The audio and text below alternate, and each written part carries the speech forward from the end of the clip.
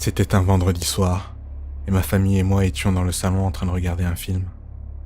Les chiens regardaient encore une fois par la fenêtre.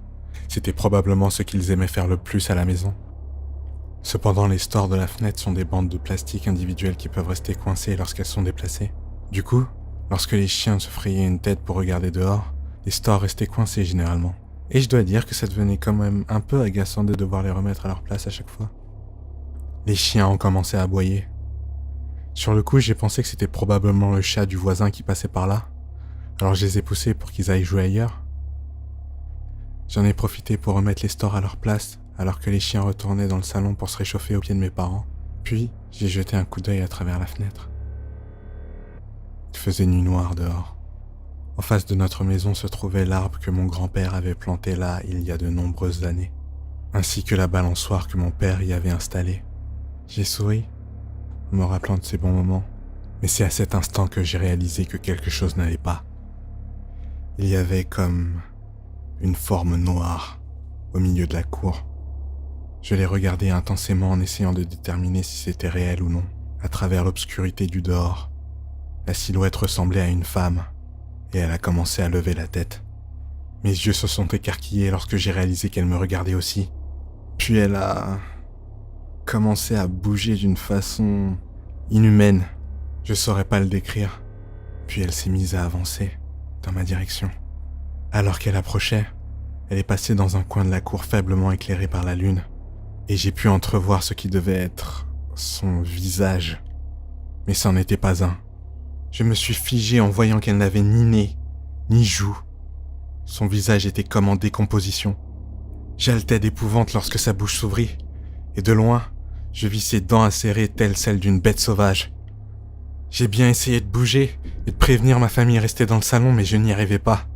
C'était comme si elle contrôlait mon corps à distance. La femme continuait d'avancer. À chaque pas qu'elle faisait, elle disparaissait, réapparaissait, inexorablement plus près à chaque fois. J'ai finalement réussi à reprendre mes esprits et à m'éloigner de cette maudite fenêtre. Paniqué, j'ai couru à toute vitesse dans ma chambre en hurlant.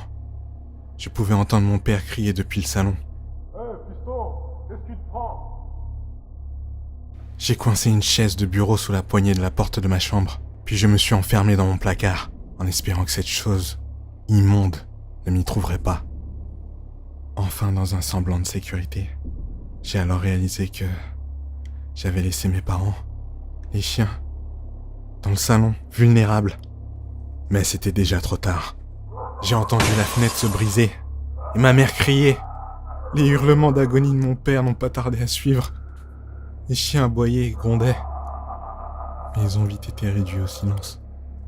Je pouvais entendre ma mère courir dans le couloir en criant, et je me tenais la bouche avec les mains pour essayer d'étouffer le son de mes propres cris. Puis j'ai entendu un bruit sourd, près de la porte de ma chambre, comme un objet lourd heurtant le sol. Caché au fond de mon placard, je ne pouvais rien faire d'autre que d'imaginer cette chose massacrer ma famille. Puis j'ai entendu un bruit, comme quelqu'un qui essayait de tourner la poignée de ma porte. Et c'est là que je l'ai entendu. « Piston, ouvre la porte. Est-ce que tout va bien ?» C'était la voix de mon père. Je me suis assis dans mon placard gelé, ne sachant pas quoi faire. Et si c'était un piège ? « Fils, est-ce que t'es là? Ouvre la porte, s'il te plaît. » Ma gorge s'est nouée. Et si c'était vraiment lui ? J'ai ouvert lentement la porte de mon placard. Mon cœur battait, et mon estomac s'est noué.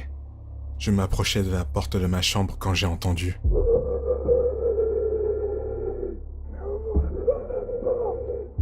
Je me suis arrêté net. « Papa, c'est toi ?» Aucune réponse. Je suis resté là, planté devant ma porte pendant ce qui semblait être une éternité, attendant désespérément une réponse. Le calme était revenu. Je me suis enfin décidé à déplacer lentement la chaise de la porte pour voir ce qui se trouvait de l'autre côté. J'ai tourné lentement la poignée de la porte, puis je l'ai ouvert. J'ai jeté un coup d'œil dehors, à droite, à gauche. Mais rien, le vide absolu. J'avais quand même pas rêvé ce qui venait de se passer quand même. Il est vrai que l'hallucination aurait été l'explication la plus logique, et j'ai prié pour que ça soit le cas. tout en me dirigeant lentement à travers le couloir qui menait jusqu'au salon. Et à ma grande surprise, ils étaient tous là, ma famille, en train de regarder un film. J'étais confus et heureux à la fois, mais j'allais vite déchanter. Je me suis précipité vers mon père, mais en me rapprochant, j'ai réalisé qu'il était sans vie. Sans vie. Et quelqu'un l'avait juste placé là sur sa chaise. Et à côté de lui se trouvait le cadavre de ma mère. Sa tête arrachée, délicatement posée sur ses genoux ensanglantés, tandis que mes chiens avaient été mis à leur place habituelle, sur le bord du canapé comme s'ils dormaient. J'ai fondu en larmes, et j'ai tenté de m'enfuir de cette maison, ne pouvant plus supporter ce spectacle macabre. Mais alors que j'ouvrais la porte d'entrée, elle se tenait derrière. Elle, cette abomination, mi-femme, mi-démon, comme si elle m'attendait. Elle sentait la chair brûler, son corps couvert de sang, ses yeux creux et ses cheveux longs et emmêlés. Elle se pencha vers moi et prit une grande inspiration.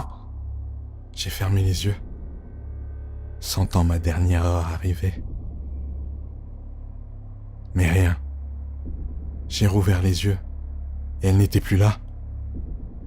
C'était il y a déjà 12 ans et je vois encore cette femme. Elle me nargue. Elle apparaît derrière chaque fenêtre devant laquelle je passe. À l'épicerie, à la bibliothèque, de l'autre côté de la rue. Même dans mes rêves. Sa silhouette me hante et se rapproche inexorablement de mon reflet. Je sais qu'elle a bientôt fini de jouer avec moi. Il ne me reste plus beaucoup de temps. S'il vous plaît, aidez-moi.